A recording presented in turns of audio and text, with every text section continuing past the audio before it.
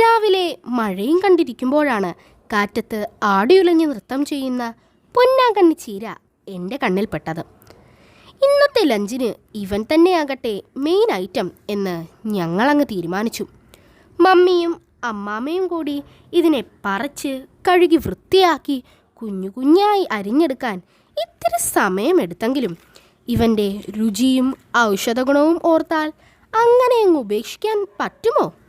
ഇതിൽ വൈറ്റമിൻ എയും ബീറ്റ കരോട്ടിനും ധാരാളമായി അടങ്ങിയിട്ടുണ്ട്. ഇവ നമ്മുടെ കണ്ണിൻ്റെ ആരോഗ്യത്തിനും നാഡികൾക്കും വളരെ നല്ലതാണ്. ഇത് പൈൽസ് രോഗം മാറാൻ സഹായിക്കുന്നു. ഫിഷർ രോഗത്തിനും വളരെ നല്ലതാണ്. അലർജി, കഫക്കെട്ടുള്ളവർക്കെല്ലാം ഇത് നല്ലതാണ്. കരളിൻ്റെ ആരോഗ്യത്തിനും ഇത് വളരെ നല്ലതാണ്. ചുരുക്കി പറഞ്ഞാൽ പൊന്നാങ്കണ്ണി ചീര കറി വെച്ച് കഴിച്ചാൽ എല്ലാത്തിനും നല്ലതാണ്. എന്നാൽ ശ്രദ്ധിക്കേണ്ട ഒരു പ്രധാന കാര്യം, കാൽസ്യം ഓക്സിലേറ്റ് ധാരാളമായി ഉള്ളതിനാൽ വൃക്ക രോഗികളും ഗൗട്ട് ഉള്ളവരും ഇത് കഴിക്കാൻ പാടില്ല കേട്ടോ.